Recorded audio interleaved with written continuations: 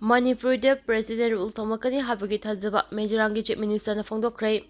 Amit Shahna preside tawduna pangthokpa NEC plenary session da North East Chief Minister sing saruk yarabasu Manipur Chief Minister saruk yakidre. Manipur ki ingtapagi fivam hanjilaktribana center da Manipur ki President rule thomakani haibagi thajaba Mizoramgi Chief Minister Laduho mana Phongdokhre.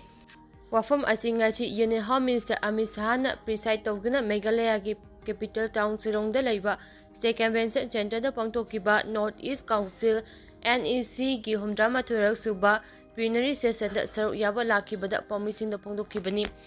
Mahakna hai Mizoram ga yumthangnariba Manipur ing tapa hanjilaktri amasung moreda numit kharani gi mamangda security force sing da kulai paiba sing na akamba attack chatharakre haiki. Pamising na hangba wahang amagi pakhumda mahakna hai Manipur da hauzik oireba fibam sing asimakna matam kayagi mamangdagi state asida president rule thamlagani haibagi thajaba lerakibani. Maramdi Manipur gi fibam hauzik fawa ahongba leitri amasing karigumba matamdana hena sathiba fibam sing oirakli haiki. Adum oinamak plenary session asida saruk yaba laki Manipur gi governor Anusia Uikena hauzik oireba Manipur gi fibam gi matangda pamisingna hangkiba wahangsing gi pakong amata mahakna pikide.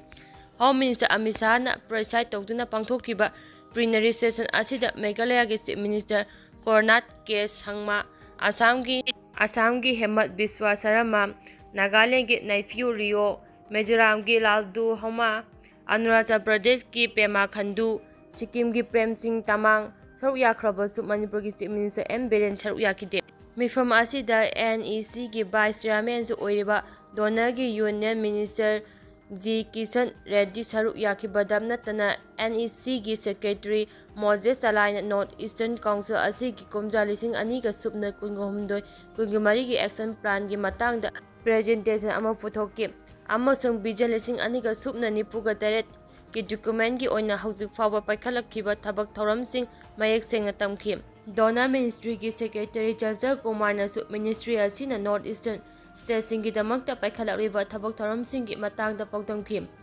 Panba yabadi thoram asida saruk yakiba Governor Anusuya Uike gi NEC gi Chairman siba Home Minister Botaramna opaga loinana North East Region gi similon phaga ahanmanabagi damak pirakpa pawta amasu Union lengangna leptana mateng panglakpabu tawbimang khangba utki. Manipurda hauzik oiriba fibam gi matangda pallubada mahakna miyoi kaya relief camp singda lei amasung hauzik makhoibu masa masagi yumda halanbagi tengai fadaba leire hairaduna maral mathum manghanbikraba miyoising asigi relief amasung maraki oiba tembangi senfamsing khudakta pibinaba Home Minister gi pukning chingsinki. Loinana victim sing asigi damak masana masabu thabak pijanaba amasung mayum makai sanabagi damak khudongchaba pibinaba so haijaki. Manipur gi National Highway singda thoaningdaba thawdoksing thoktanabaga loinana Laro etigi thabak thorom phaganabagi damak amasung Manipur gi poppy pami thabagi mahutta chamana thabagi thabak hena mai pakna pakhatnabagi tangai fadaba lei haiki. North Eastern State singi oina governor na phongdokhibada lengaki scheme sing thabak to onthokpagi tangai fadaba leire haibaga loinana chakhot tharangi paikhatnaba senfam singdagi employees singi tolo pibagi fibam mayoknare. Fibam asi ohendanaba state singda ground ki senfam sing piduna tolo pibagi changliba senfam sing mayoknaba ngamhannaba chungani haiki.